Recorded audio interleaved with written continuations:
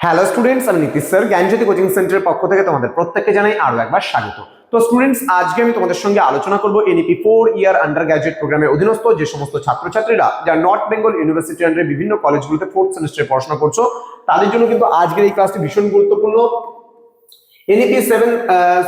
NEP তোমার হচ্ছে 4th semester হবে। এটা 4th সেমিস্টারের মেজর পেপার 8 এর যে হিস্ট্রি পার্টটা রয়েছে, সেই হিস্ট্রি থেকে আজকে অতি গুরুত্বপূর্ণ একটা পার্ট, সেটা হচ্ছে তোমাদের পারস্য সাহিত্য সম্পর্কে আজকে বিস্তারিত আলোচনা করব। Discussion about the Persian literature. এটা কিন্তু আজকে ক্লাস নাম্বার 1 তোমাদের শুরু হলো ক্লাসগুলো 4th সেমিস্টারের। তো স্টুডেন্টস যারা ভাবছো আমাদের সঙ্গে যুক্ত হবে, তারা অবশ্যই যোগাযোগ করো আমাদের অফিসিয়াল নাম্বার 7076398606 নাম্বার অথবা 6295916282 নাম্বারে। তোমাদের টোটাল কোর্স ফি রয়েছে তোমাদের এই সাধ্যের মধ্যে জাস্ট ফর 1199 রুপিসের বিনিময়ে তোমরা পুরো কোর্সটা মেজর সহ মাইনর সহ যত কিছু রয়েছে 5টা সাবজেক্ট টোটাল কিন্তু আমাদের কাছে পড়তে পারো জাস্ট ফর 1199 এ। তো দেরি না করে আজই যোগাযোগ করো আমাদের সঙ্গে এবং যুক্ত হয়ে যাও আমাদের অনলাইন ক্লাসে। চলো শুরু করছি আজকের ক্লাসটা, ভীষণ গুরুত্বপূর্ণ। পারস্য সাহিত্য বা পার্সিয়ান লিটারেচার কি বলছে দেখো। পারস্য বা পারস্য দেশীয় সাহিত্য বিশ্বের অন্যতম প্রাচীন এবং সমৃদ্ধ সাহিত্য ধারা। তাহলে বিশ্বের যদি বলে প্রাচীন প্রাচীন সাহিত্যগুলোর মধ্যে যদি আমরা নাম করতে চাই, তাহলে কিন্তু এই পারস্য সাহিত্যিকদের মধ্যে, সাহিত্য ধারার মধ্যে সবচেয়ে প্রাচীন সাহিত্য ধারা কিন্তু এই পারস্য সাহিত্য ধারা, যা মানব সভ্যতার সাংস্কৃতিক ইতিহাসে এক অনন্য স্থান দখল করে রয়েছে।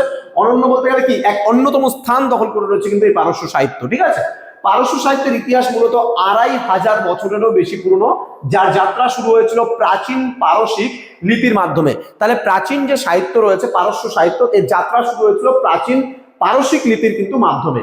তবে এই সাহিত্যের স্বর্ণযুগ শুরু হয়েছিল ইসলামী বিজয়ের পরবর্তী সময়, মানে ইসলাম যখন এদেশে আসে তারপর থেকেই কিন্তু পারসিক সাহিত্য মূলত প্রাধান্য লাভ করেছিল। তো বলছে বিশেষ করে নবম থেকে পঞ্চদশ শতাব্দীর মধ্যবর্তী কালখণ্ডেই কিন্তু বিশেষ করে এই পারসিক সাহিত্যটা বিস্তার লাভ করেছিল। এই সময়ে ফার্সি ভাষা, জ্ঞান বিজ্ঞান, দর্শন এবং সুফিবাদী আধ্যাত্মিক চিন্তার প্রধান বাহন কিন্তু হয়ে ওঠে। পারস্য সাহিত্যের সবচেয়ে শক্তিশালী দিক হলো এর কবিতা। ঠিক আছে, মহাকবি তোমার হচ্ছে ফেরদৌসী তার অমর সৃষ্টি শাহনামা এর মাধ্যমে পারস্যের প্রাচীন বীরগাথা এবং ইতিহাসকে পুনরুজ্জীবিত কিন্তু করেছিলেন, যা আজও কিন্তু পারস্যের জাতীয় মহাকাব্য হিসাবে কিন্তু সমাদৃত। তাহলে এটা কিন্তু তোমাকে মনে রাখতে হবে। ঠিক আছে, তো নেক্সট কি রয়েছে, নেক্সট বলছে দেখো এখানে বেশ কিছু পারসিক তোমার হচ্ছে সাহিত্যিকের এখানে দেওয়া আছে, যেমন হচ্ছে মসনবি শরীফ রয়েছে, রুবাইত ই ওই অমর খৈয়াম রয়েছে, তবে গুলিস্তা ও বোস্তা রয়েছে, দেন রুবাইয়াত ই হাফিজ রয়েছে। এগুলো সব পারসিক সাহিত্য। তো এখানে বলছে মধ্যযুগে পারস্য সাহিত্যে সুফিবাদ এবং মরমিবাদের গভীর প্রভাব কিন্তু লক্ষ্য করা যায়। জালালউদ্দিন রুমি, যিনি তার মনসবি তোমার হচ্ছে এই যে মনসবি শরীফ এর জন্য কিন্তু বিশ্ববিখ্যাত হয়ে আছেন। তিনি খোদা প্রেম অর্থাৎ ঈশ্বরকে বা আল্লাহকে প্রেম এবং মানবিকতার এক নতুন দিগন্ত কিন্তু এই গ্রন্থের মধ্যে উন্মোচন করেছেন বা মানুষকে ভালোবাসা শিখিয়েছেন। শেখ সাদি তার গুলিস্তা ও বুস্তা, এই যে এখানে তোমরা দেখতে পাচ্ছ গুলিস্তা ও বুস্তা বা বুস্তা, এর মাধ্যমে কিন্তু নৈতিক শিক্ষা ও জীবন দর্শনের চমৎকার সমন্বয় কিন্তু এতে ঘটিয়েছেন, অর্থাৎ নীতিগত শিক্ষার উপরে আলোকপাত করেছেন। দেন অন্যদিকে হাফিজ তোমার যে সিরাজির গজল ও গীতি কবিতার মাধ্যমে প্রেম এবং আধ্যাত্মিকতাকে এমন এক উচ্চতায় কিন্তু নিয়ে গেছেন যে তাকে কিন্তু বুলবুল ই সিরাজ বলা হয়েছিল। এছাড়া ওমর খৈয়ামের রুবাইয়াত বা চতুর্দশপদী কবিতাগুলি, যে রুবাইয়াত যে রয়েছে ই হাফিজ, এটা চতুর্দশপদী কবিতাগুলি বলতে গেলে যেমন আমাদের মাইকেল মধুসূদন দত্ত বাংলা তোমার হচ্ছে চতুর্দশপদী কবিতাগুলির স্রষ্টা, ঠিক পারস্য ভাষায় কিন্তু এই চতুর্দশপদী কবিতাগুলিগুলোর মধ্যে বলতে চাইলেও আমরা রুবাইয়াতের কথা বলতে পারি। ঠিক আছে, ইহজাগতিক ভাবনা ও জীবনবোধের গভীরতার জন্য বিশ্বজুড়ে অনুবাদিত ও সমাদৃত কিন্তু হয়েছে। এই কবিদের কিন্তু লেখনী কেবল পারস্যের সীমানায় কিন্তু আবদ্ধ থাকেনি, বরং মধ্য এশিয়া, তুরস্ক এবং ভারতীয় উপমহাদেশের কিন্তু সাহিত্যেও কিন্তু গভীর প্রভাব কিন্তু বিস্তার লাভ করেছে। তো স্টুডেন্টস, এই ছিল আজকের ক্লাস, যেখানে আমরা পারসিক সাহিত্য নিয়ে আলোচনা করলাম বেশ কিছু। এছাড়াও কিছু গজল গীতেও তুমি পারস্য ভাষায় পাবা। যেমন ভারতীয় উপমহাদেশের ইতিহাসে পারস্য সাহিত্যের গুরুত্ব অপরিসীম রয়েছে।